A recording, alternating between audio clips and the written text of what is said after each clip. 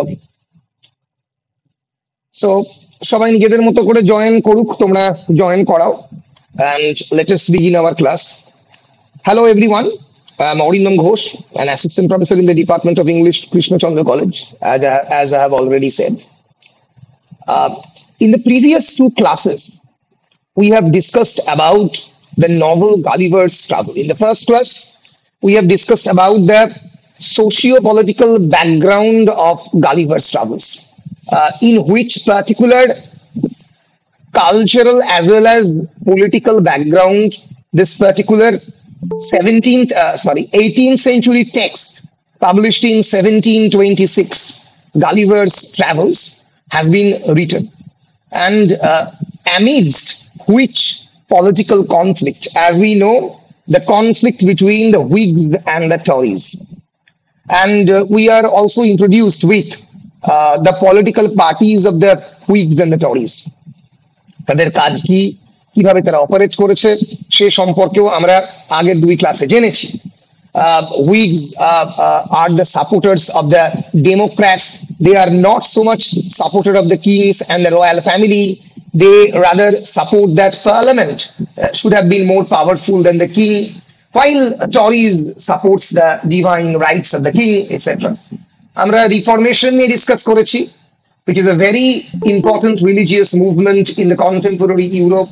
আমরা রেস্টোরেশন নিয়ে আলোচনা করেছি, রেস্টোরেশন অফ দ্য মনার্কি, রাজতন্ত্রের পুনরুদ্ধার নিয়ে আমরা আলোচনা করেছি, and how these the political events actually influences Gulliver's Travels to actually influences Swift to write Gulliver's Travels as a contemporary 18th century political satire. তার সঙ্গে সঙ্গে we have also discussed about Voyage in the Land of the Lilliput, which is the a very small summary of the Voyage into the Land of the Lilliput, which is the first book of Gulliver's Travels. We have also discussed regarding Voyage to Brobdingnag, the second book of Gulliver's Travels.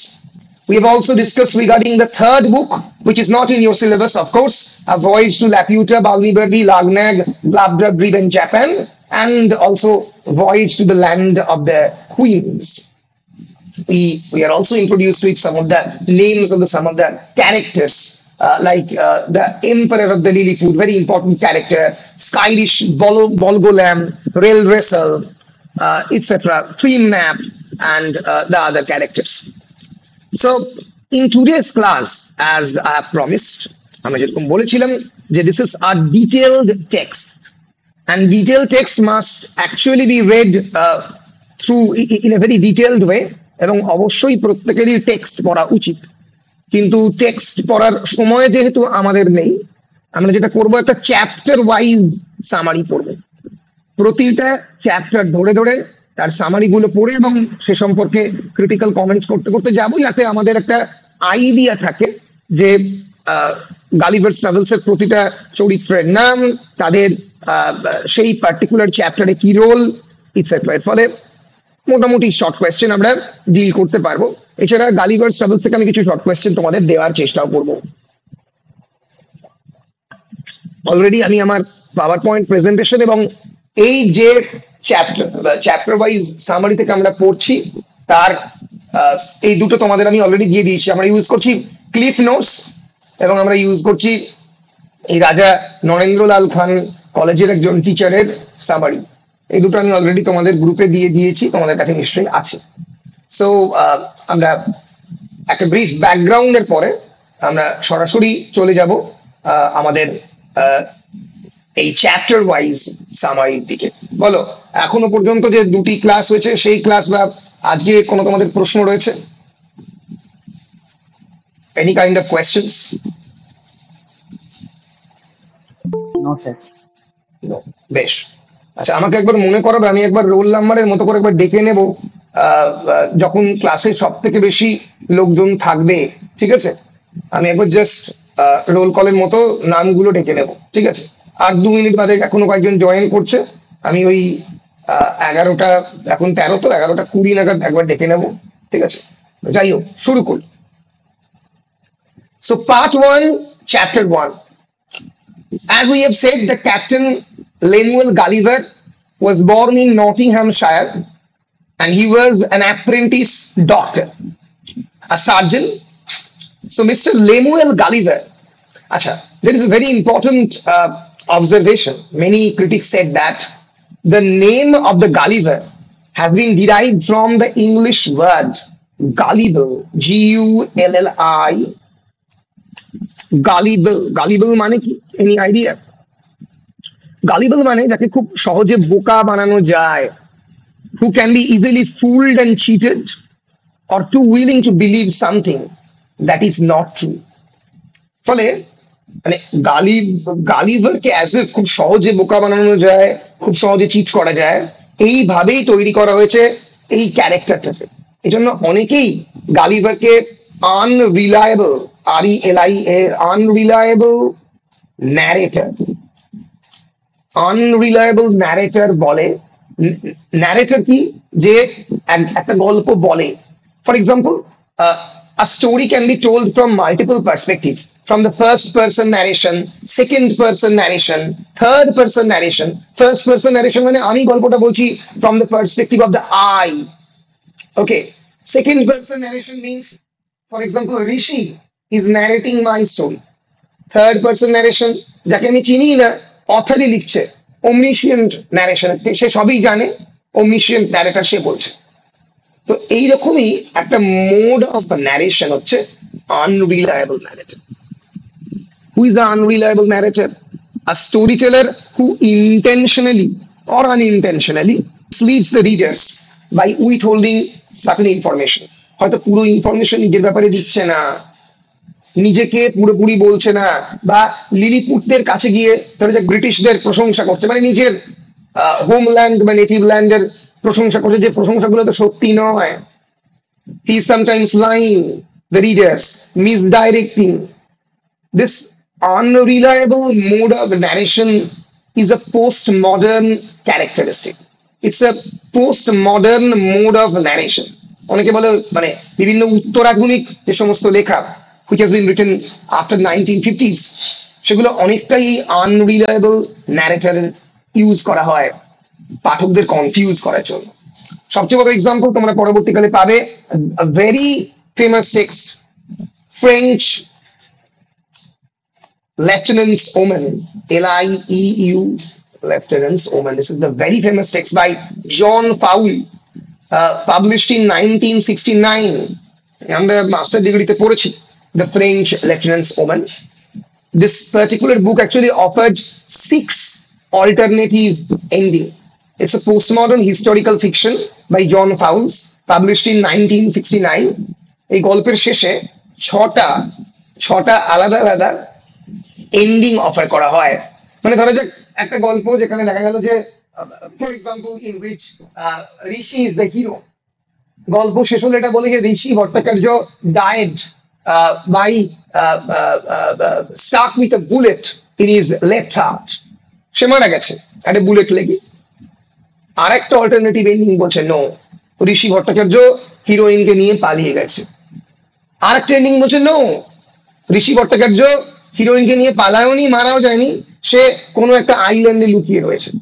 Okay, so so it's a very interesting one, কারণ এখানে রিডারদের emotion এবং রিডারদের যে expectation সেটা নিয়ে খেলছে। It's kind of postmodern play. This particular novel explores the fraught relationship of the gentleman and the amateur naturalist Charles Smithson and Shara Ugrav, the governess and the independent woman whom he falls in love. এই ভালোবাসার গল্প নিয়ে French লেফটেন্যান্টস woman খুবই খুবই মানে interesting একটা লেখা। তো এখানেও যে narrator, he is an unreliable narrator, he can not be trust with, he can lie to you, he can misdirect you, অনেকটা গালিভারের মতো। ফলে গালিভারের যে সেই সময়কার ইংল্যান্ডের পলিটিক্সের বর্ণনা বা গালিভারের লিলিপুটের দেশের বর্ণনা অনেক ক্ষেত্রে পুরোপুরি ট্রাস্ট নাও করা যেতে পারে। এরকম একটা বলা যেতে পারে atmosphere has been created by Jonathan Swift. So the name of Captain Mr. Lemuel Gulliver can allude to the English word gullible, which means can be easily fooled with. পরিষ্কার কি পরিষ্কার নয়? হ্যাঁ বল। স্যার। বেশ বেশ, ভেরি গুড। শোন, আমি যেটা করব সেটা হচ্ছে এই নভেলটা যে মুহূর্তে শেষ হয়ে যাবে তারপরে শর্ট কোয়েশ্চেনের তালিকা তোদেরকে দিয়ে দেবো, মানে লিস্ট, এবং তোরা সেটা ভালো করে পড়বি। আমি কিন্তু ক্লাসের মধ্যে ধরবো সেটা, ঠিক আছে? দেখবো পড়াশোনা হচ্ছে কিনা, না হলে আমি তো এখানে তোদেরকে দেখতে পাচ্ছি না, এটা একটা বড় সমস্যা। তো বেশ, সেই শুনছিস সেটা বোঝা যাচ্ছে সবাই মোটামুটি ক্লাসও অ্যাটেন্ড করছে, অনেকেই অ্যাটেন্ড করছে, প্রায় 30-এর কাছাকাছি অ্যাটেন্ডেন্স থাকছে, সেটা একটা ভালো দিক, যেটা এমনি ক্লাসে অতটা থাকে না। আচ্ছা, আমি একবার ডেকে নিই। আচ্ছা, অর্পিতা দত্ত, অর্পিতা লাহা।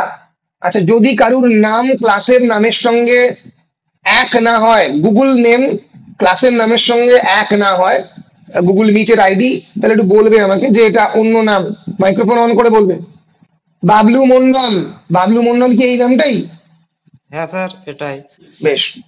বৈশাখী হাজরা এটা, বিপাশা ভট্টাচার্য, বৃষ্টি কুন্ডু এটাই, দিয়া কর, ফারহা সুলতানা, কল্যাণী সিং, হ্যাঁ থ্যাংক ইউ, কল্যাণী সিং, আহ, কাঞ্চনা ঘোষ, কৌশিকী নাগ, মনীষা চ্যাটার্জি, প্রেমরঞ্জন দাস, প্রিয়াঙ্কা পাতার, রাকেশ বাগদি, ঋষি ভট্টাচার্য, শাশ্বতী চক্রবর্তী, শাশ্বতী মন্ডল, সঈদা আসমা অঞ্জুম, সোমনাথ ঘোষ, সুচেতা চ্যাটার্জি, সুতপা মন্ডল এবং ওয়াহিদা সুলতানা। আর অতসী পাল, অতসী পাল কি ডাকিনি আগে? অতসী পাল, বেশ, জয়েন করলেই মাত্র। সো এই হচ্ছে মোটামুটি আজকের ক্লাসের অ্যাটেন্ডেন্স। বেশ বেশ। সো ক্যাপ্টেন লেমুয়ের গালিভার, আমরা ফিরে আসছি আবার চ্যাপ্টার সামারিতে। The narrator of the Gulliver's Travels describes his career, his education and family.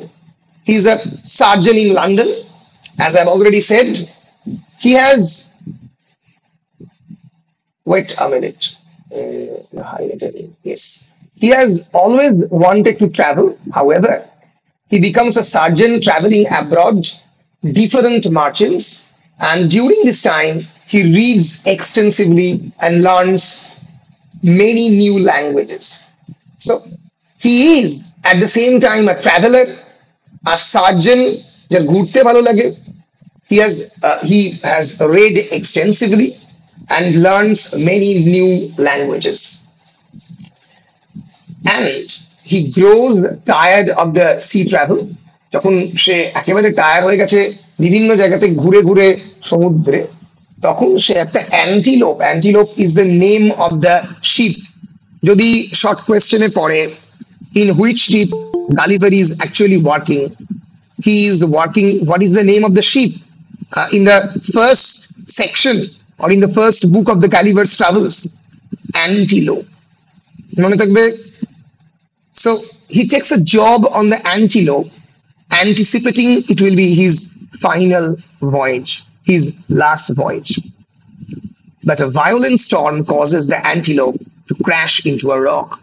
একটা পাথরে লেগে জাহাজ ভেঙে চুরে ছারখার হয়ে গেল। As the sole survivor of the wreck, Gulliver comes to safety, landing on the island of the Lilliput and falls asleep. হঠাৎ করে সেখানে গিয়ে সে ঘুমিয়ে পড়লো, ভয়ঙ্কর সি এক্সশন হয়েছে, এবং যখন সে চোখ মেলবে গালিভার, তখন সে দেখবে তার বিরাট বড় দেহগুলোকে বেশ কয়েকটা ছোট্ট ছোট্ট লিলিপুট বেঁধে ফেলেছে। So when he wakes, his body has been tethered to the beach by the island's 6 inches tall residents, and they are known as the Lilliputians. Another important observation here, the name Lilliput, যদি আমরা এর origin point search করি, the name Lilliput, it has been created from Jonathan Swift, of course, এই ওয়ার্ডটা প্রথম use করেন, Gulliver's Travels আমরা জানি the fictional island of the Lilliputians. কিন্তু আমরা আমরা যদি হেনরি মরলে তার 1890 edition of the Gulliver's Travels suggested that the word Lilliput actually comes from the word put, which was a term of contempt used by the swift contemporaries to describe a small representative of a lordly man. ফলে a lord, a lord or a lady, a king, তার যদি একটা প্রতিনিধি কোনো একটা কোর্টে যেত, মানে স্মল রিপ্রেজেন্টেটিভ, দু একটা তিন চারটে প্রতিনিধি বা একটা ছোট্ট প্রতিনিধি যেত, তাকে he is just a put. আমরা পুট কথাটা একটু ভালো করে খেয়াল করো, আমরা আর একটা জায়গাতে ব্যবহার করি, সেটা হচ্ছে যখন আমরা লুডো খেলি, যখন একটা কেবলমাত্র পড়ে, মানে একটা বিন্দু পড়ে, তাকে বলা হয় পুট। সো লিটল, দেখো ভালো করে, লিলি মিনস লিটল, ব্রিটিশে উচ্চারণ করে লিল। So lily put Morley suggested that put can be also connected to the Latin word Latin putus and its derivatives in Romance languages, which means boy or girl stained by vices of men. ছোট্ট কৈশোরে কোন একজন ছেলে বা মেয়ে, পুরুষ বা নারী, যার আর কি মানে সমস্ত ধরনের খারাপ গুণ রয়েছে, stained by the vices of men or women, they are known as Lilliput. So Lilliput মানে is a term of contempt. Contempt মানে ঘৃণা, পাত্তা না দেওয়া, hatred. So এইখান থেকে Lilliput টার্মটা প্রথমবার ডিরাইভ হয়েছে, just a small man. And these Lilliputians climb on the Gulliver and shoot tiny arrows at him. কারণ according to the Lilliputians, Gulliver is the villain. So ওঠো এবং উঠে অ্যারো শুট করে, মার মার মার মার কাট কাট ব্যাপার, উঠে দুমদাম তাদেরকে তীর ছুঁড়ে মারছে। গালিভার কুড এসকেপ, গালিভার বুঝতে পারলো যে তার কোনো ব্যাপারই নয়, তাকে যে বেঁধে ফেলা হয়েছে, কিন্তু সে যে কোনো সময় সেটাকে খুলে এসকেপ করতে পারে। But he is impressed by his captors' bravery and remains still. Captors মানে those who have captured him, those who have colonized him. And the Lilliputians bring Gulliver a meal. পরে যেটা ঘটবে সেটা হচ্ছে যে গালিভারকে লিলিপুটিয়ানরা খাবার দেবে, including a drug drink that puts him to sleep, কারণ যাতে তাকে ঘুম পাড়ানো যায়, and transport his body on an engine, a giant cart. আমরা দেখবো the brilliant engineering of this small men. তারা একটা ইঞ্জিনে করে, মানে একটা ইঞ্জিন মানে একটা ঘোড়ার গাড়িতে টানা, যেখানে তুলবে, জায়ান্ট কাঠের উপরে তুলবে গালিভারকে, to meet the emperor. And Gulliver is chained to an abandoned temple, which is the only building large enough to hold him. একটা বিরাট বড় টেম্পল, যে মানে the only building যেখানে গালিভার একমাত্র থাকতে পারে, মানে ওর সাইজের বিল্ডিং, এরকম একটা বিল্ডিং এ তাকে রাখা হলো। এই দিয়ে আমাদের গল্প শুরু হচ্ছে। এখানে কয়েকটা ইম্পর্টেন্ট, আমরা বলতে পারি কমেন্টারি আছে, কয়েকটা ইম্পর্টেন্ট কথা আমাদেরকে বুঝতে হবে। সো প্রথম জিনিসটা কি, এক second,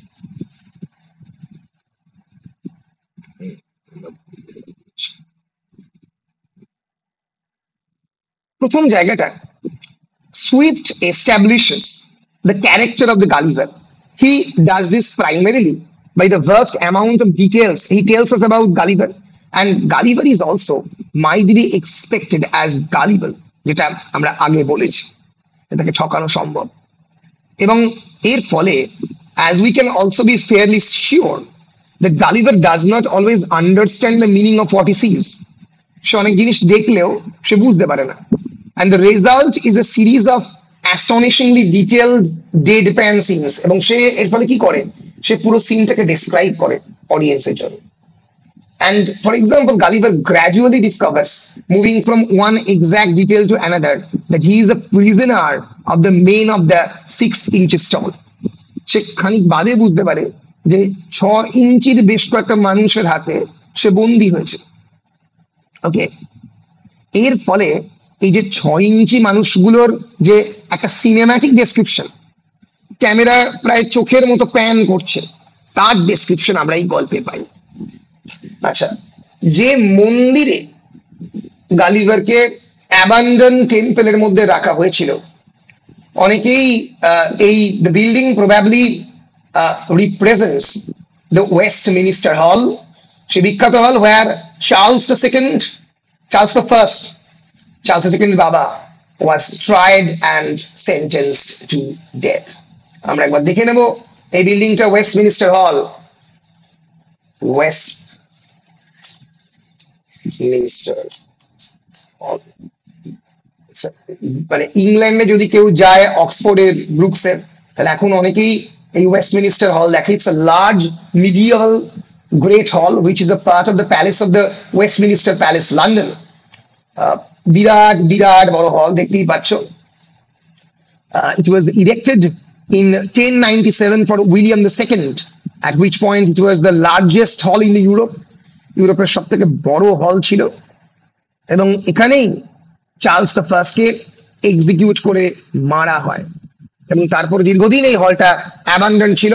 Charles the first was the king of the England, এবং যাকে মারার পরেই ইংল্যান্ডে প্রথমবার বলা যেতে পারে এক্সপেরিমেন্টাল ডেমোক্রেসি, খানিকটা এই পিউরিটানদের পার্লামেন্টারি রুল ইংল্যান্ডে শুরু হয় 1600 থেকে 1649 until his execution in 1649.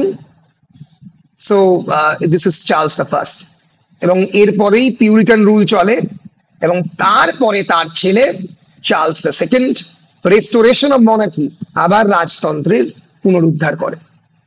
কেবলমাত্র এই 1649 থেকে খানিকটা বলা যেতে পারে 1642 থেকে 1660, ওই 18 বছর বা অনেকে বলে 11 বছর, 49 থেকে ধরলে ওই 11 বছর ছাড়া ইংল্যান্ডের ইতিহাসে রাজা বা রানী নেই, এরকম সময় কখনো হয়নি। রাজা খুন হয়েছে, তোমরা পড়েছো এডওয়ার্ড দ্য সেকেন্ডে। চার্লস দ্য ফার্স্ট এক্সিকিউটেড হয়েছে পাবলিকলি, লোকের সামনে মৃত্যুদণ্ড হয়, কিন্তু তার তারপরে এখনো পর্যন্ত রাজা বা রানী ইংল্যান্ডে নেই, এরকম ইনস্টেন্স কখনো দেখা যায়নি। বেশ, আমরা এগোচ্ছি ওয়েস্টমিনিস্টার হলের রেফারেন্স দেওয়ার পরে। So this is all regarding the first chapter. এবং আমরা আরেকটা জিনিসও দেখতে পেলাম এই ফার্স্ট চ্যাপ্টারে regarding the Gulliver's wanderlust attitude. Wanderlust মানে ওয়ান্ডার করা মানে কি? ওয়ান্ডারলাস্ট মানে কেউ বলতে পারবে? মানে স্যার যে সবসময় কিছু খুঁজে বেড়াচ্ছে এরকম। রাইট, ভ্রমণ পিপাসু, যে খুঁজে বেড়ায় কিছু। So this very attitude of the wanderlust, actually this attitude is the key spirit of exploration and colonization that continued to dominate the European culture in the early 18th century. যে কোনো একটা নতুন কোনো দেশ ডিসকভার করবো, তাকে colonise করবো, তাদের আন্ডারে আনবো, এই যে spirit from the Columbus to the Amerigo Vespucci to Vasco da Gama, এমনকি আমাদের ব্রিটেন যখন ভারতবর্ষ আবিষ্কার করে ভাস্কো ডা গামা থ্রু দিয়ে, এবং পরবর্তীকালে অন্যান্য ব্রিটিশরা যখন আসে, এই যে this very spirit of the colonization, domination, the spirit of the exploration following the age of the discovery. আমরা ইউরোপিয়ান সিভিলাইজেশনের হিস্ট্রিকে যদি কলোনাইজেশনের হিস্ট্রিকে যদি কয়েকটা ভাগে ভাগ করতে পারি, তাহলে প্রথমে থাকবে এজ অফ দ্য ডিসকভারি, যেখানে আননোন ল্যান্ডসটা প্রথমবার আবিষ্কার হচ্ছে। The Europeans travel into the Asia, Africa, Americans and the Middle East. তারপরেই শুরু হয় এই এজ অফ দ্য কলোনাইজেশন। এবং এই যে রেফারেন্স টু দ্য শিপরেক, যেখানে জাহাজ ভেঙে পড়ছে, আমরা সেটা রবিনসন ক্রুসোতে পাই। আরেকজন বিরাট বড় জোনাথন সুইফটের কন্টেম্পোরারি, তার নাম কি? Daniel Defoe. ড্যানিয়েল ডিফো একজন very famous 18th century novelist. তার লেখা রবিনসন ক্রুসোতে আমরা কিন্তু এই একটা এখানে অন্য জিনিস ঘটবে।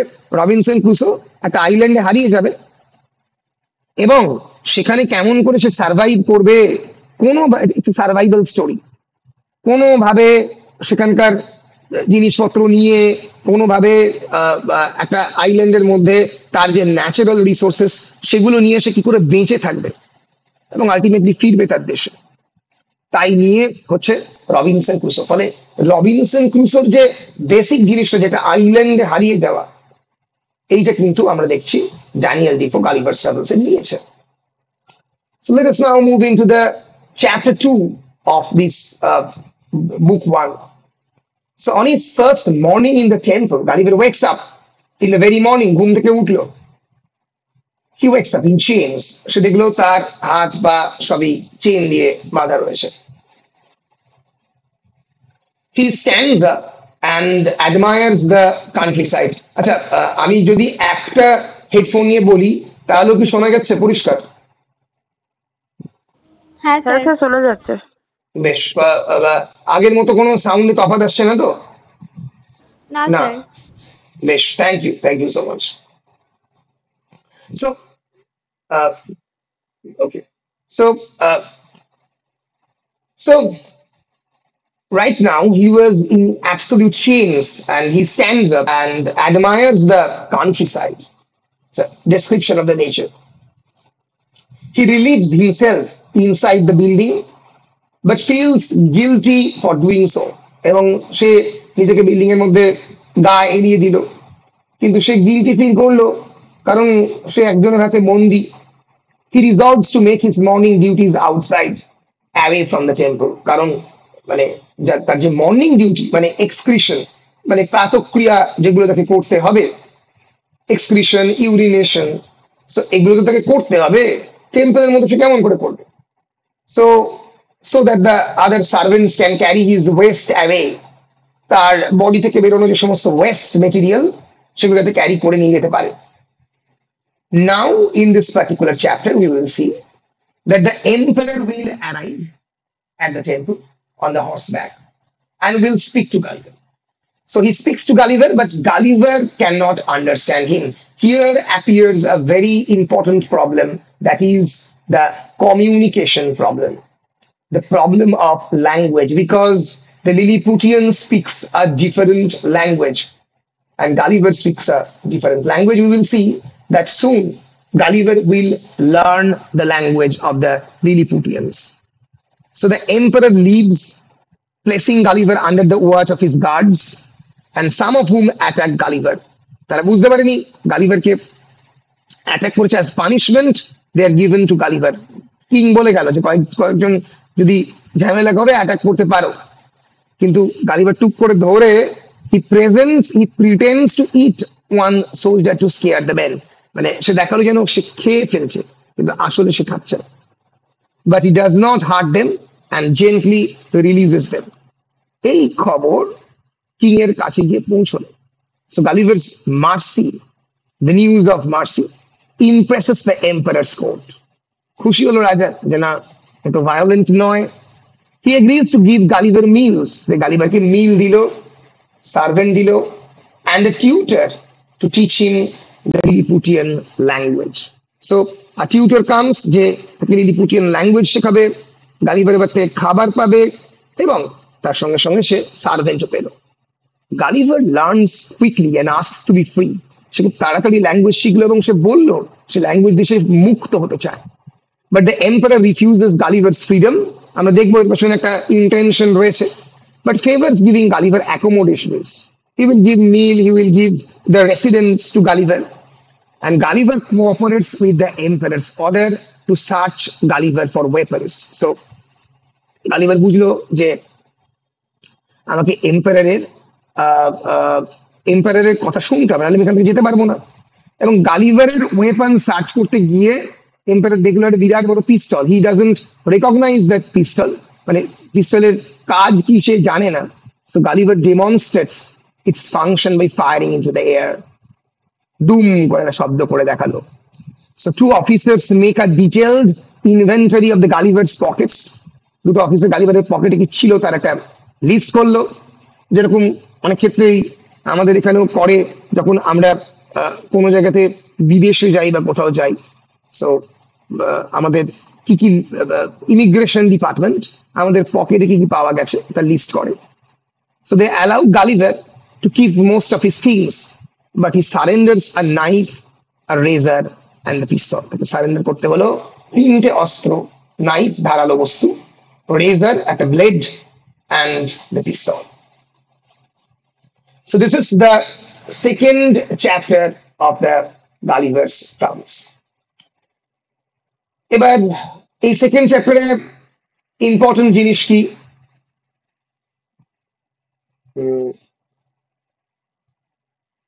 The important things in the second chapter is that we are introduced with the imperial majesty, that is the emperor of this land. এবং এই চ্যাপ্টারে আরো একটা জিনিস আমরা জানলাম, সেটা হচ্ছে যে the Swift makes the Lilliputians seem ridiculous by having Gulliver compare them to doll. ওদের প্রায় ডলের সঙ্গে কম্পেয়ার করেছে। The little doll-like men strut and posture like the full-size men. এই doll-like men, তাদের অ্যাটিটিউড হচ্ছে full-size men এর মতো। Yet we cannot take them seriously. এবার এখানে আরো একটা ইম্পর্টেন্ট জিনিস ঘটেছে। Please consider the example of the Gulliver's description of the emperor. যিনি সম্রাট, তার ডেসক্রিপশন গালিভার কিভাবে দিচ্ছেন? His features are strong and masculine with an Australian lip and arched nose. তার লিপটা অস্ট্রেলিয়া থেকে এসছে এবং তার নাকটা বেশ বড়। His complexion is olive. Olive কিসের কালার? অনেকটা ডার্ক গ্রিন, সবুজের খানিকটা ডার্ক ইজ অলিভ, মানে খানিকটা কালো। His countenance erect, সামনের দিকটা একেবারে সোজা। His body and limbs well proportioned, all his motions graceful, and his deportment majesty. অনেকেই সুইফটের কন্টেম্পোরারিতে, মানে সুইফটের যেটা কন্টেম্পোরারি, তার এই কিং এর ডেসক্রিপশন শুনে বলেছেন the emperor's face clearly resembles the face of George the First. আমরা একবার দেখে নেব জর্জ দ্য ফার্স্ট কে ছিলেন। বারবারই বলছি এই গল্পে কিন্তু প্রচুর পরিমাণে পলিটিক্যাল অ্যালিউশন থাকবে। George the first of the great Britain, যে কিন্তু সুইফটের প্রায় কন্টেম্পোরারি ছিল। সুইফট এই নভেল লিখছেন 1726-এ এবং জর্জ দ্য ফার্স্ট 1714-তে। এই যে from 1714 he was the ruler of the Great Britain and Ireland.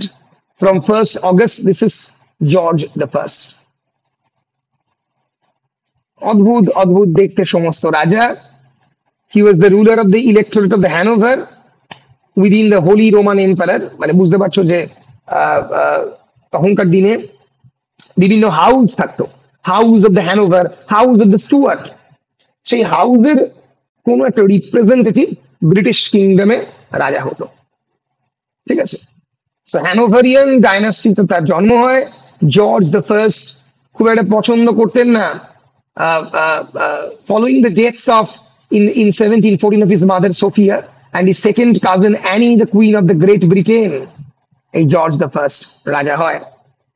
ফলে ডেসক্রিপশনের সঙ্গে অনেকটা মিল রয়েছে লিপিয়ান এম্পারারের, এই এর সঙ্গে মিল রয়েছে এই জর্জ দ্য ফার্স্টে।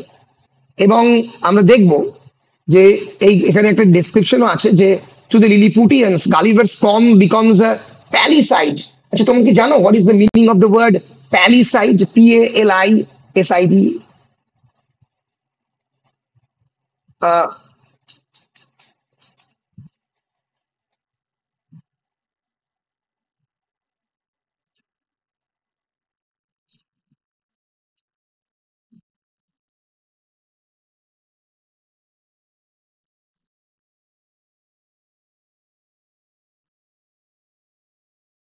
what not প্যালিসাইড এক ধরনের palisade, sorry,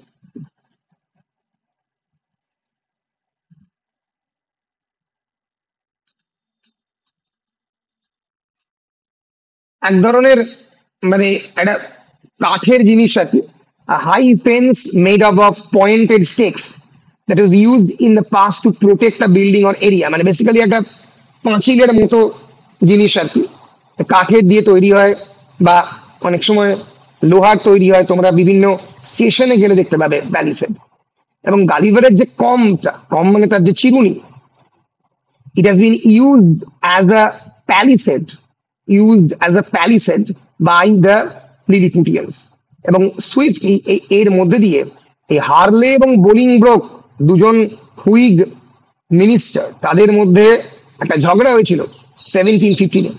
So Swift is satirizing here the evidence presented against Harley and the Bolingbroke. তার মানে হার্লি এবং বোলিংব্রোকের মধ্যে একটা ঝগড়া হয়েছিল এবং সেখানে দেখা গিয়েছিল যে বোলিংব্রোককে খুন করার জন্য হার্লি একজনকে দায়িত্ব দিয়েছিল এবং তার বাড়ি থেকে একটা চিরুনি পাওয়া গিয়েছিল, সেই চিরুনিটাকে এভিডেন্স হিসেবে প্রেজেন্ট করা হয়েছিল। তো এই যে হার্লি এবং বোলিংব্রোকের মধ্যে যে ঝগড়া এবং তার যে এভিডেন্স যেটা প্রেজেন্ট করা হচ্ছে কোর্টের সামনে, এগুলোকে প্রত্যেকটাই সুইফট হাসির চোখে দেখছে এবং সেটা নিয়ে হাসি ঠাট্টা করছে।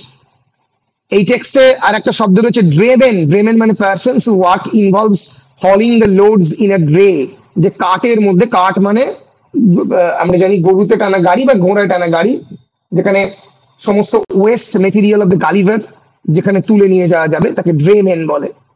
সো গালিভারের যে ওয়েস্ট মেটেরিয়াল গুলো ড্রেমেনরা ক্যারি করে তাদের কাঠে নিয়ে যাচ্ছে। So this is more or less the summary of the chapter 2 of the Gulliver's Travels. এখনো পর্যন্ত পরিষ্কার? বলো পরিষ্কার কিনা? হ্যাঁ স্যার। হ্যাঁ স্যার। আমরা চ্যাপ্টার 3 তে মুভ করছি। আমাদের প্রবাবলি 8টা মতো চ্যাপ্টার রয়েছে এই পার্টিকুলার টেক্সটে, 8 chapters. So in this chapter 3 we will see after chapter রয়েছে voyage to the land of the Lilliput. So in this particular chapter we generally see that the Lilliputians begin to like and trust গালিভারকে পছন্দ করতে আরম্ভ করেছে। So গালিভারের সঙ্গে attitude লিলিপুটিয়ানদের কিন্তু বদলাতে আরম্ভ করেছে। And the emperor entertains Gulliver by showing him the rope dancers. Emperor গালিভারকে কিভাবে এন্টারটেইন করছে? দেখিয়ে যে তাদের কোর্টের practice. So through this various practices of the court, Swift is actually satirizing the political practices of the contemporary England practices and games of the royal court of Lilliput. এই Lilliputian কোর্টে কি কি ধরনের গেম খেলা হয় এবং কি কি ধরনের প্র্যাকটিস, অনেক সময় ব্যাকস্ট্যাবিং করা হয়, পেছন থেকে ছুরি মারা হয়। রোপ ডান্সিং, কেমন রোপ ডান্সিং তাকে সিম্বলাইজ করছে? এই যে একটা রোপের ওপরে একটা মানুষ হেঁটে যাবে, it symbolizes the act of the balance. কতটা ভালো সে ব্যালেন্স করছে সেইটাকে সিম্বলাইজ করছে, ঠিক আছে? সো এই যে practices and games of the royal court of the lilliput, তাকে এই রোপ ডান্সিং সিম্বলাইজ করছে।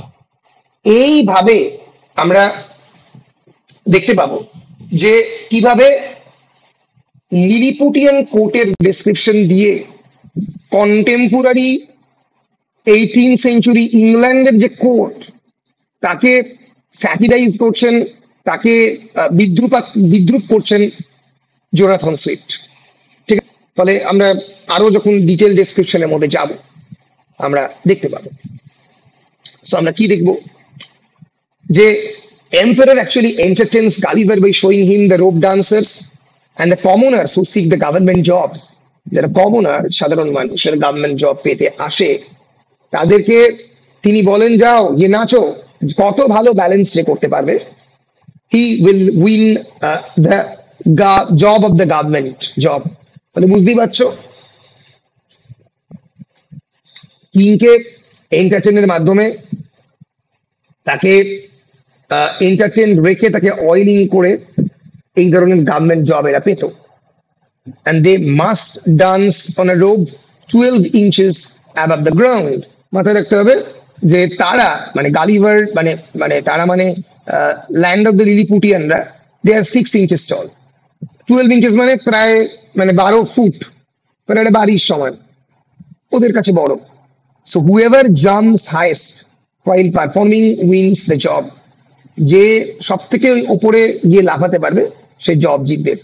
From time to time, current government officials must rope dance। এবং কেবলমাত্র তারা নয়, যারা নতুন গভর্নমেন্ট জব পাবে তা নয়, যারা কারেন্ট গভর্নমেন্ট অফিসিয়াল আছে তাদেরও ওই ব্যালেন্সের খেলাটা দেখাতে হয়, so that they have not become complacent in their positions। তারা যে পজিশন পেয়ে রয়েছে সেটা খুশি হয়ে তাদেরকে আর কোনো কিছু দেখাতে হচ্ছে না, এইটা যেন না হয়। The emperor shows Gulliver another game। আমরা এই গেমের যে সিগনিফিকেন্স তাই নিয়ে একটু পরে ডিসকাস করছি, তার ক্রিটিক্যাল কমেন্টারি আমরা দেখব। তো যাই হোক, the emperor also shows Gulliver a very important game। মা, এক সেকেন্ড, মা মা ডাকছে তোমাকে কে? হ্যাঁ। So the emperor shows আস্তে আস্তে the emperor shows Gulliver another game in which he holds out a stick and government candidates either leap over or crawl over। বুঝতেই পারছো, একটা স্টিক ধরে থাকবে, হয় ওপর করছে বা নিচে করছে, হয় তলা দিয়ে যেতে হবে, তলা দিলে আরো তলা হবে, আর ওপর দিয়ে করলে একটু ওপর দেবে, তারপর লাফ দিয়ে যেতে হবে। The top 3 candidates who jump and crawl the longest are given special silks to wear around their waist। So special silk মানে সিল্কের একটা বিশেষ ধরনের কাপড় দেবে যেটা তাদের ওয়েস্ট মানে তাদের কোমরে তারা পরবে। ওয়েস্টের মধ্যে সিল্কের কাপড় সিম্বলাইজ করছে একটা বিশেষ পদ।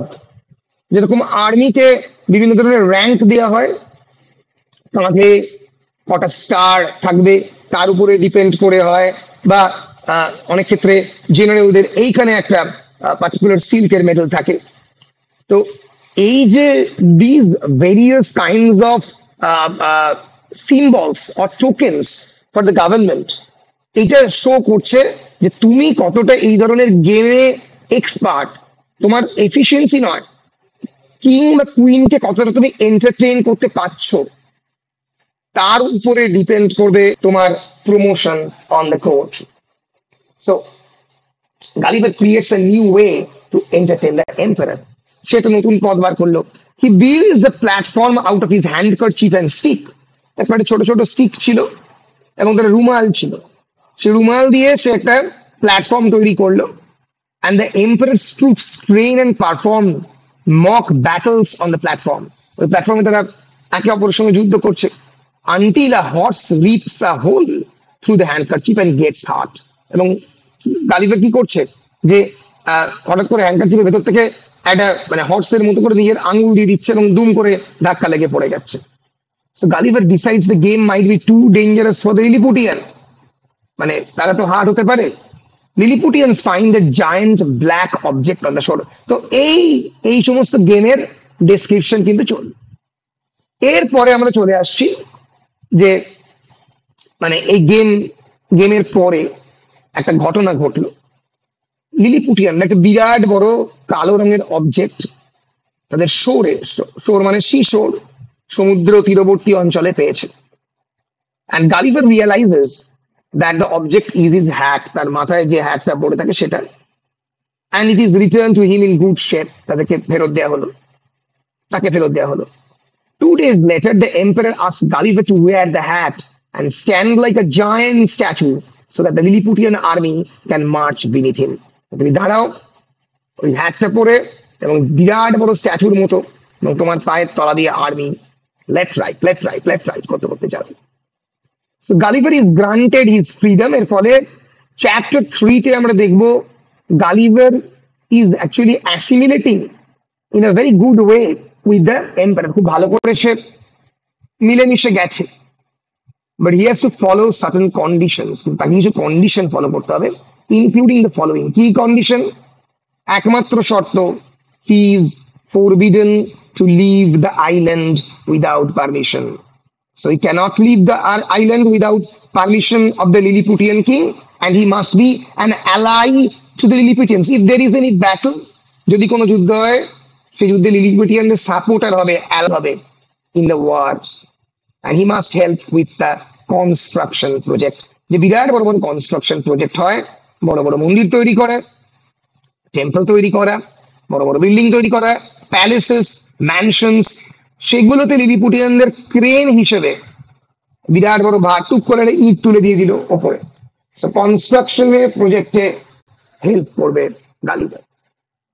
সো আমরা দেখছি এখানে একটা পাওয়ার রিলেশনস, যে লিলিপুটিয়ানও হেল্প করবে গালিভারকে এবং বদলে গালিভারও তাকে হেল্প করবে, এইরকম একটা রিলেশন আমরা দেখতে পাচ্ছি। তাহলে এই চ্যাপ্টারে যদি আমি ক্রিটিক্যাল কমেন্টারি করি, যদি অ্যানালিসিস করি, আমি কি দেখবো? যে how the method of giving government jobs has been questioned by Jonathan Swift. How these government jobs are assigned and retained through a series of dangerous physical challenges. And it reveals the two sides of the Lilliputian government. The first problem is the seemingly arbitrary method to assign positions.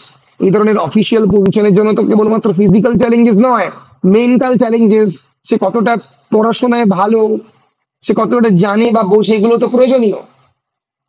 কিন্তু সেইগুলো এখানে আমরা দেখতে পাচ্ছি না, arbitrary, randomise, অদ্ভুত ধরনের জিনিসপত্র, যেগুলোর সঙ্গে তার অ্যাকচুয়াল স্কিলের কোনো সম্পর্ক নেই। And the ability to walk on a tightrope appears to have little to do with the character, ability, and other qualifications that might be useful in a government position. So this particular task, as we know, symbolizes the balancing act government officials must perform to please those who employ him. So always balancing, and whether they are satisfying the whims of a monarch. Whim মানে আমার যা ইচ্ছে তাই, আমি যা ইচ্ছে তাই করবো, whims of the monarch or the desires of a fickle voting public, যে ভোট দেবে তাকে আমি খুশি করি। এইভাবে যে এম্পারারের apparent lack of concern for the safety of the commoners seeking in the government, তাদেরকে বিভিন্ন ফিজিক্যাল চ্যালেঞ্জের মধ্যে বলছে, তারা পড়ে যাচ্ছে, এদিক ওদিক হচ্ছে, তা সত্ত্বেও বলতে যাও যেটা করো। এর ফলে যে লিলিপুটিয়ান গভর্নমেন্ট যে খুব একটা, it is not in a very safe hand, that it is not a very democratic government. Of course, it's not democracy, it is monarchy. তার মধ্যেও গণতন্ত্রের কোনো বিন্দুমাত্র ছোঁয়া নেই, এই বিষয়টাই বারবার আমরা হিন্ট আউট করছি এবং দেখতে পাচ্ছি আমরা slowly Gulliver, that emperor, however, also wants to use Gulliver as a weapon against the enemies. সেটা আমরা বুঝতে পারছি গালিভারের সঙ্গে যখন মিলিটারিকে, আর্মিকে গালিভারের তলা দিয়ে মার্জ করে যেতে বলছে, দেখছে যে গালিভারের সাইজ কতটা।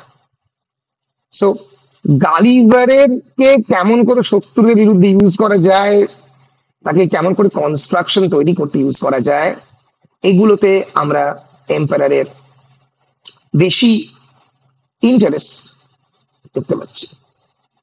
তাহলে এই হচ্ছে মোটামুটি চ্যাপ্টার 3 সামারি। আচ্ছা, ওয়ান ভেরি ইম্পর্টেন্ট আমরা একটা ইনফরমেশন চ্যাপ্টার 3 তে পাবো, সরি দিস ইজ, সেটা হচ্ছে যে the character of the two very important characters are introduced in this chapter 3. এখানে আগের সামারিটাই নেই, এটা এখানে সামারিতে আছে। Two candidates who are particularly adept in this rope dancing, and they are Rail Wrestle, Gulliver's friend, and Flimnap, the treasurer. এবার আমরা একটু দেখে নেব এই দুটো চরিত্রকে, পরবর্তীকালে আমরা দেখবো যে একটা ইম্পর্টেন্ট আকার নিচ্ছে, রেল রেসেল এবং ফ্লিমন্যাপ। রেল রেসেল কিন্তু গালিভারের বন্ধু, ফ্লিমন্যাপ কিন্তু গালিভারের বন্ধু নয়, শত্রু ক্যাম্পের। So who is Reldresal? Reldresal is a Lilliputian count, short question করতে পারে। Who is Reldresal? Reldresal is a Lilliputian councillor. তার পুরো পরিচয় হচ্ছে is the principal secretary of the private affairs. সাধারণত লোকে private affairs নয় public affairs এর সেক্রেটারি করে, যে জনগণকে কেমন করে ডিল করবে, এই আবার প্রাইভেট অ্যাফেয়ার্স সেক্রেটারি, মানে ব্যক্তিগত বিষয়ে কিং এর দেখে।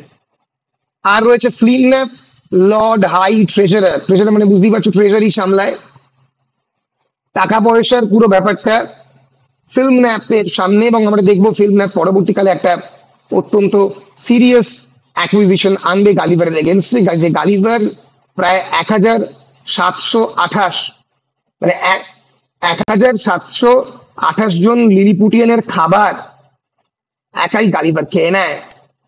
ফলে গালিভারকে বেশি দিন এই দেশে থাকা যাবে না, তাকে মেরে ফেলো, তাকে এই যে মেরে ফেলো। আমরা দেখবো যে এই যে Flimnap the treasurer. Other diversions include the noblemen competing for official favor by crawling under or leaping over a stick, আমরা আগেই বলেছি। এইখানে আমরা দেখবো যে as a result of the Gulliver's cooperation, a pact between Gulliver and Emperor is agreed on, and Gulliver is granted limited freedom on certain conditions. In return for abiding by the conditions, he will receive food sufficient for 1728 Lilliputian. সে যে খাবার পাবে সেটা কিন্তু প্রায় 1728 জন লিলিপুটিয়ানদের সমান। আচ্ছা, এবার এই প্রসঙ্গে এই যে ফিল্মন্যাপ, এটা মাথায় রেখো, সুইফটের যে মডেল ফর দ্য ফিল্মন্যাপ বলে যে ক্যারেক্টারটা, the most dexterous of the rope dancers. Dexterity মানে কি? DXTROUS, ডেক্সটারাস মানে কি?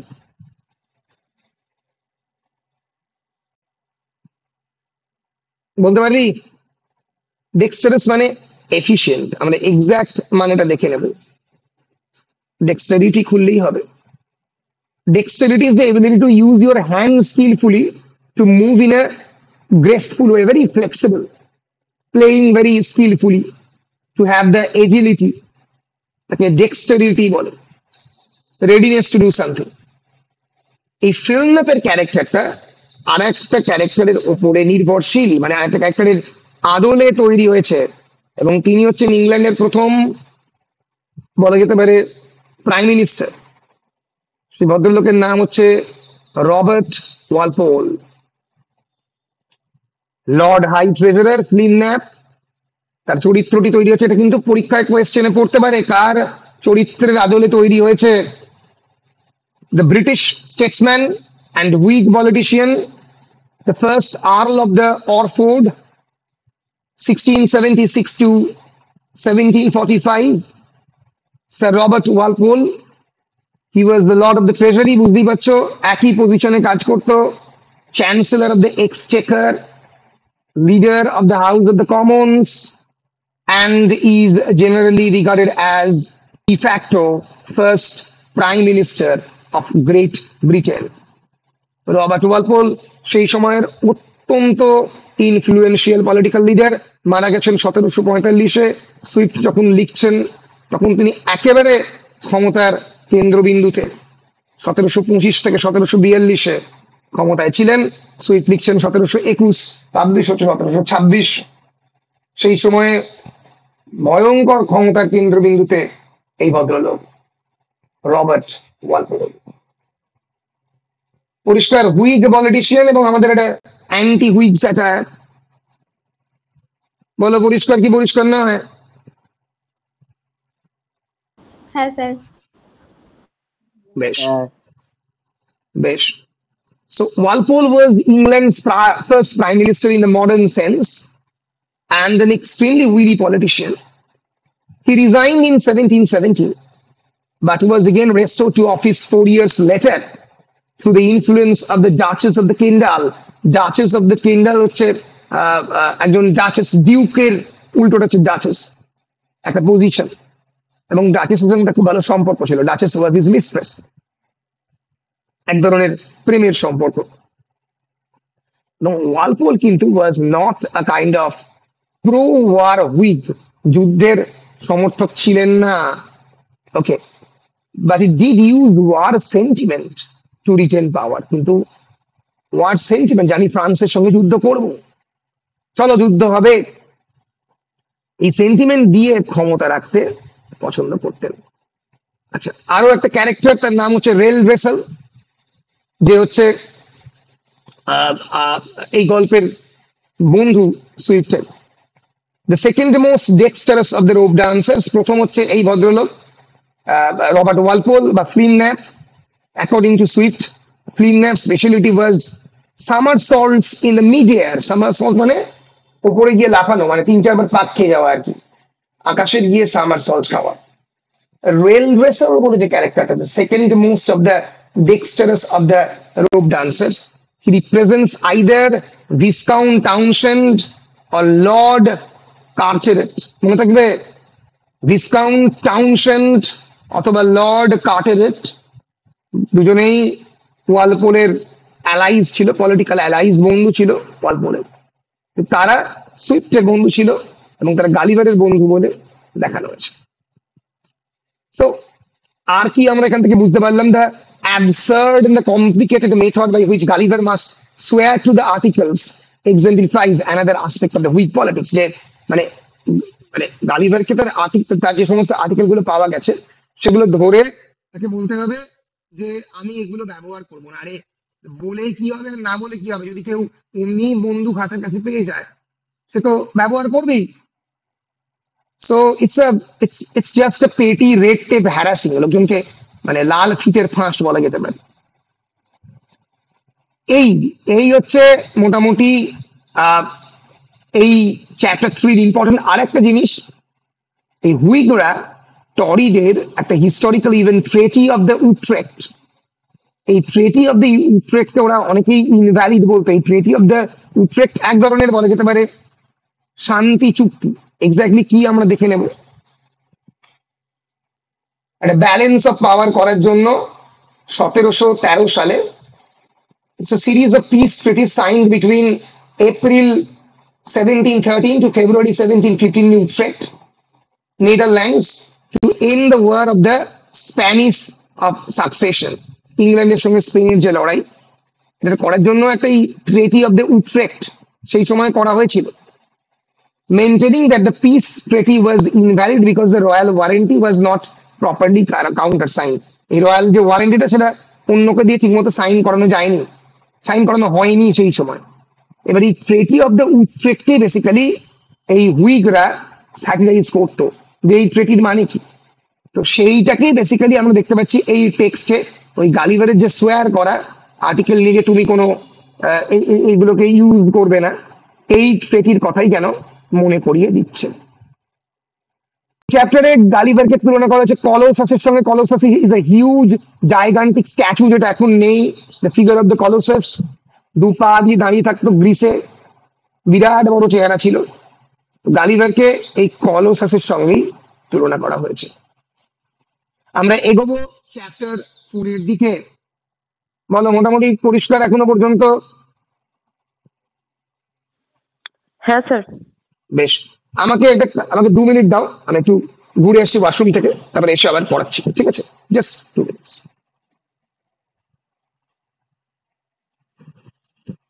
ক্যামেরাটা অফ করে জাস্ট 2 মিনিটস।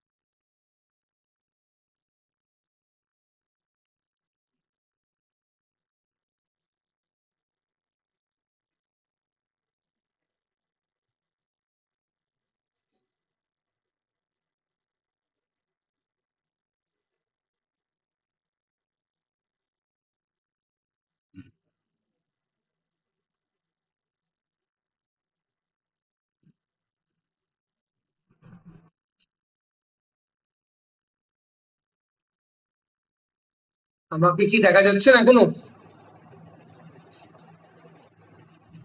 এক সেকেন্ড দাঁড়াও। হ্যালো, আমাকে দেখা যাচ্ছে তো পরিষ্কার? হ্যাঁ স্যার। Thank you. দাঁড়াও তো আমি একটু জলটা নিই।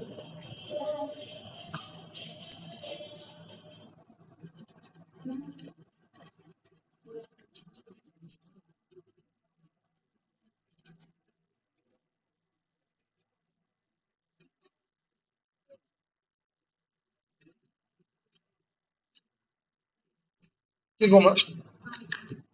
কে?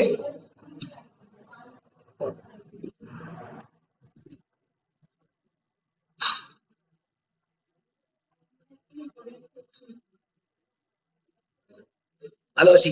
আমি আসলে অনলাইনে ক্লাস নিচ্ছি, আমি আসলে এসে।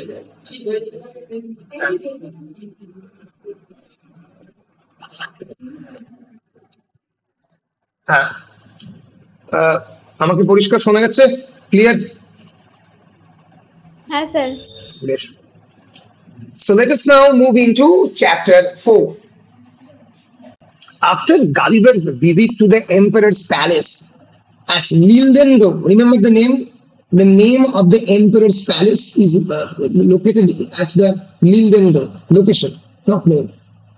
Rail vessel, Lilliput's principal secretary of the private affairs, pays a visit to Gulliver and explains the faction quarrels between the high heel party and the low heel party, clearly suggestive of the conflict between the Whigs and the Tories. So আমরা দেখবো যে Rail Russell tells Gulliver about the religious and political division that has plagued the Lilliput for years. অনেক বছর ধরে এই দুজনের মধ্যে লড়াই, which stems from a disagreement over the correct way to break an egg. কেমন করে একটা ডিমের কোন দিকটা ভাঙলে সঠিক ভাঙা হবে, আমরা একই ভাঙা হবে, ডিম তো ডিমই। অর্থাৎ একটা অত্যন্ত ট্রিভিয়াল ম্যাটার থেকে এই বিষয়টা শুরু হয়। And according to a Lilliputian philosopher, all true believers break their eggs at the convenient end. তাহলে একজন বিরাট বড় লিলিপুটিয়ান ফিলোসফার সে বলল যে সমস্ত এগই ভাঙা উচিত যেখানে ভাঙার সুবিধা, convenient end. But the tradition dictates that eggs are to be cracked on the bigger ends. যেটা যেটা ট্র্যাডিশন ছিল, মানে বুঝতেই পারছো কাদের রেফার করছে বেসিক্যালি ক্যাথলিকদের, যেখান থেকে একটা রিলিজিয়াস ফ্যাকশন বেরিয়ে গেছে, তার নাম হচ্ছে প্রোটেস্ট্যান্ট। ক্যাথলিক মিনস আমব্রেলা, যেখানে সবাই এসে সেই ধর্মের সাহায্য নিতে পারবে। প্রোটেস্ট্যান্ট সেই ধর্ম থেকে বেরোনো একটা রিলিজিয়াস ফ্যাকশন, কিন্তু এই মুহূর্তে প্রোটেস্ট্যান্টই ক্ষমতায়। But a Lilliputian emperor passed a law stating eggs could be cracked only in their smaller ends. কাকে রেফার করছে? এই গল্পটা আমি বলেছিলাম Henry the eight K refer করছে। যে হেনরি দ্য এইট কেবলমাত্র নিজের স্বার্থের জন্য অ্যানি দ্য বয়লানকে বিয়ে করবে বলে রোমান চার্চের কোনো কথা না শুনে সে আইন পাশ করে দেয় এবং বলে ইংল্যান্ডের সমস্ত যত ক্যাথলিক চার্চ তার একটারও ডিক্টেট আমি মানছি না, and he destroyed all the Catholic churches. ভাবতে পারো, almost 75,000 of the Catholic church were destroyed. তাদের প্রিস্টদের সমস্ত সম্পত্তি নিয়ে নেওয়া হয়, ধ্বংস করে দেওয়া হয়, আগুন জ্বালিয়ে দেওয়া হয়, এবং এর ফলে রেনেসন্সের আমলে, সেই সময় তো ইংল্যান্ডে রেনেসন্স চলছে, এবং ওই যে পুরনো অ্যারিস্টটল, প্লেটো, সক্রেটিসের বিভিন্ন পুঁথি যেগুলো ইংল্যান্ডে সেই সময় এসছিল, সেগুলো সবই নষ্ট হয়ে যায় এই হেনরি দ্য এইটের আচরণের ফলে। আমি বারবার বলছি, ইউরোপিয়ান রিফরমেশন, ইউরোপের যে ধর্মীয় সংস্কার আন্দোলন, যেটা মার্টিন লুথার কিং এর হাত দিয়ে তৈরি হয়েছিল, সেই আন্দোলনের সঙ্গে কিন্তু হেনরি দ্য এইটের এই প্রোটেস্ট্যান্ট আন্দোলনের কোনো মিল ছিল না। This is the dangerous villainous king Henry the eight. 1491 থেকে 1547 তিনি ইংল্যান্ডের এই যে এখন অ্যাংলিকান যে চার্চ বা যে প্রোটেস্ট্যান্ট চার্চ, সেটা তিনি তৈরি করেছিলেন। Henry VIII, the king of the England from 1509 until his death in 1547. He is known for his 6 marriages. আমি 8টা বলেছিলাম, ভুল করেছিলাম, 6টা বিয়ে করেছিলেন actually. And his efforts to have his first marriage to the Catherine of the Aragon annulled. Catherine of the Aragon সঙ্গে তার প্রথম ম্যারেজটাকে উনি অ্যানাল করতে চেয়েছিলেন। অ্যানাল মানে নাল অ্যান্ড ভয়েড, এবং সেটাতে মত দেয়নি। কে দেয়নি? পোপ ক্লেমেন্ট দ্য সেভেন্থ বলেছিল এটা করা যায় না।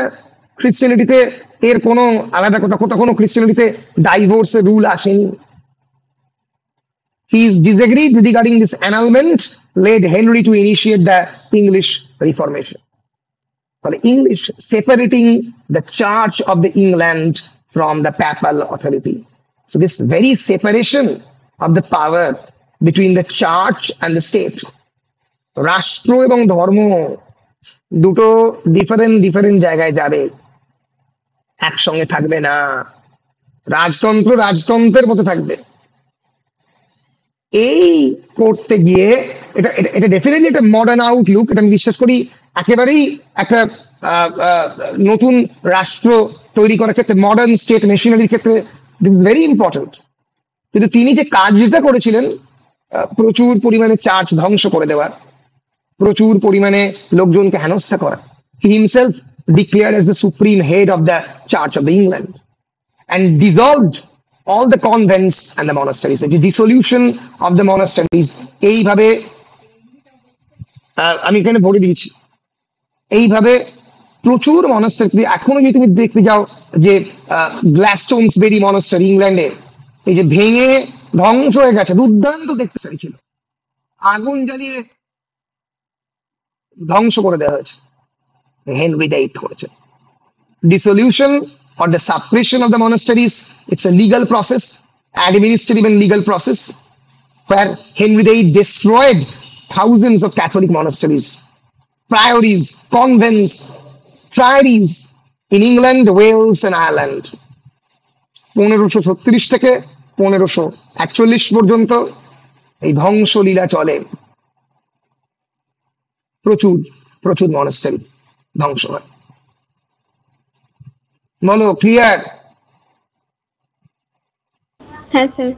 এই যে বিগ এন্ডিয়ান এবং লিটল এন্ডিয়ানদের যে কনফ্লিক্টের কথা, যে ডিমের কোন অংশ দিয়ে ডিমটাকে অ্যাকচুয়ালি কাটবে, এই যে কনফ্লিক্টের যে অরিজিন পয়েন্ট বা সোর্স পয়েন্ট, এইটা এই হেনরি দ্য এইথের যে প্রোটেস্ট্যান্ট যে মুভমেন্ট, প্রোটেস্ট্যান্ট এবং ক্যাথলিকদের যে সেপারেশন ইংলিশ রিফরমেশনে হয়েছিল, তার দিকে অ্যালিউড করছে।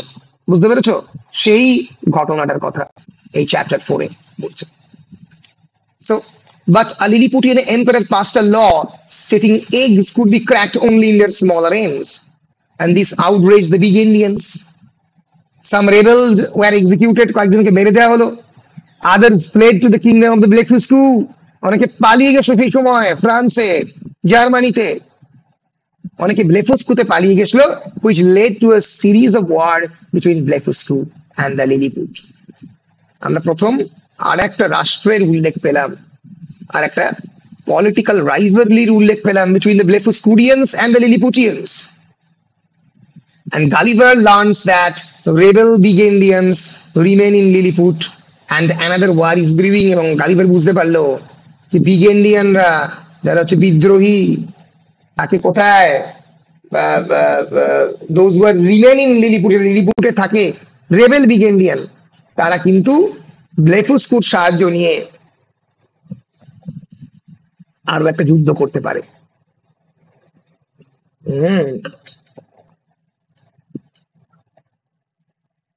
So another war is again brewing, আর একটা যুদ্ধ হবে। So এই যেটা আমি বলছিলাম, the controversy over which analysis এ বলছি, the controversy of which end of the egg is most favorable for breaking is a direct reflection of the conflicts between the Catholic and the Protestant groups in England at the time of the novel's publication.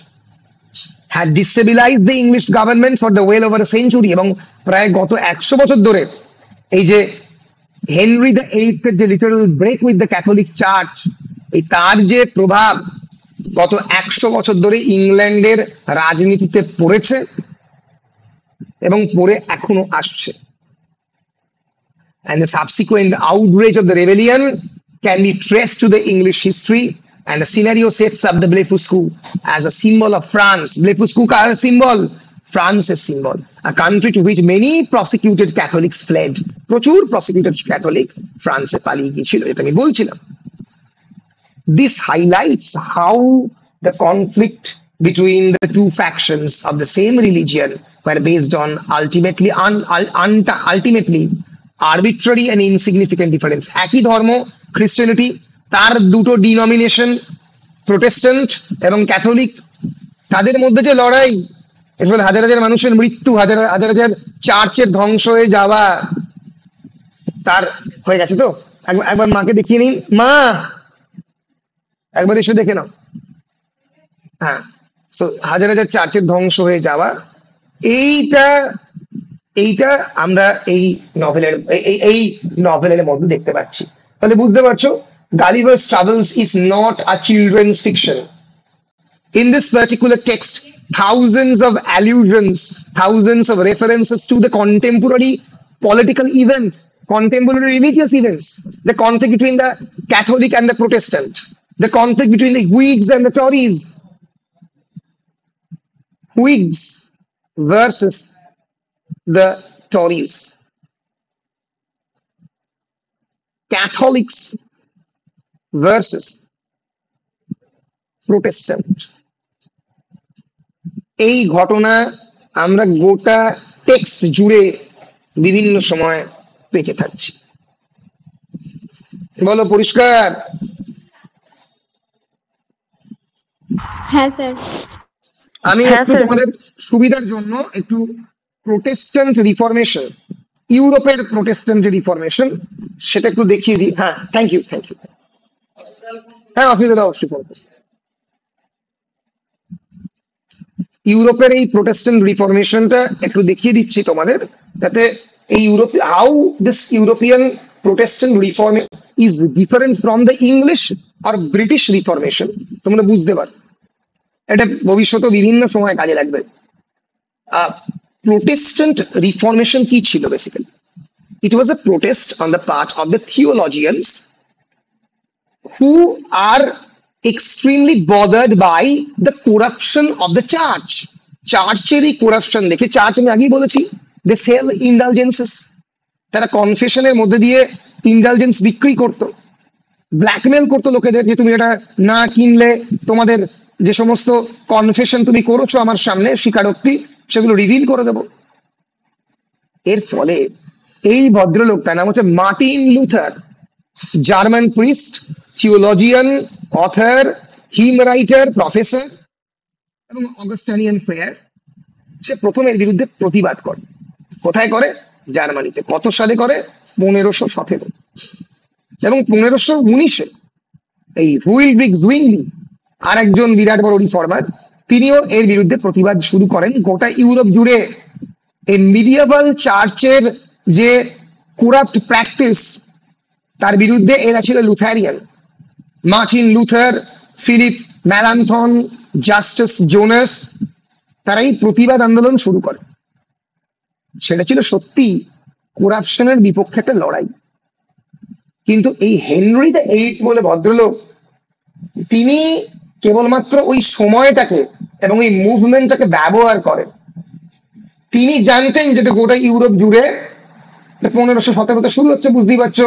তিনি 1509-এ king হচ্ছেন, 1517-20 এই সময় উনি completely পাওয়ারে রয়েছে।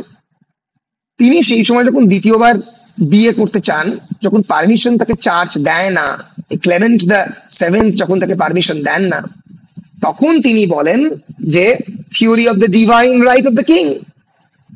তিনি বলেন, আমি তো ভগবানের প্রতিনিধি, I am the part of the God. My body is part and parcel of the divinity. So this is a conflict. This is a theory of the conflict between the divine right of the kings versus the papal supremacy. Papal supremacy মানে কি? Catholic চার্চের supremacy. Papal মানে related to priest adjective, ঠিক আছে? এরই আরেকটা adjective হচ্ছে Episcopal supremacy.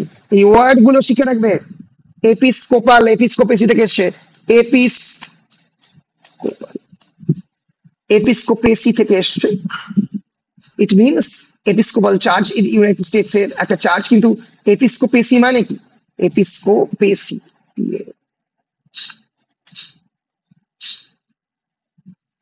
Episcopacy means bishops of a region or church collectively. Office of the bishop কে বলা হয় episcopacy.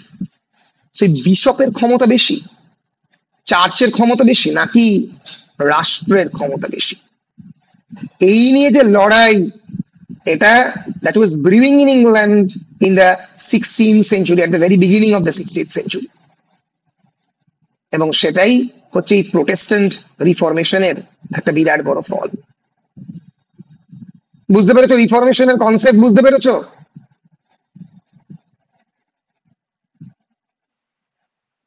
বল, বুঝতে পেরেছিস কিনা রিফরমেশন? ঋষি কিছু বলছে? Yes, sir. বেশ। এই রিফরমেশন আন্দোলনের ফলেই দুটি ধর্ম তৈরি হয়, একটি ক্যাথলিক, একটি প্রোটেস্ট্যান্ট, এবং এই নিয়েই যত ঝামেলা। বেশ, আমরা মোটামুটি 4 নম্বর চ্যাপ্টার পড়ে ফেলেছি। 5 নম্বর চ্যাপ্টারে আজকে যাব নাকি পরের দিন যাব বল? স্যার আজকে এতটাই থাক। পরের দিন। বেশ, নাহলে বেশি নাহলে বদহজম হয়ে যাবে। তাহলে আজকে এতটাই থাক। আবার আমরা কালকে চেষ্টা করছি তোদের ক্লাস নিতে, না পারলে পরশু নেব, ঠিক আছে? ঠিক আছে, কালকে বা পরশু দিনকে এইটাকে আমরা একটু এগোবো। Thank you. তাহলে আমি রেকর্ডিং অফ করছি। Thank you sir. Thank you, Thank you, thank sir. You.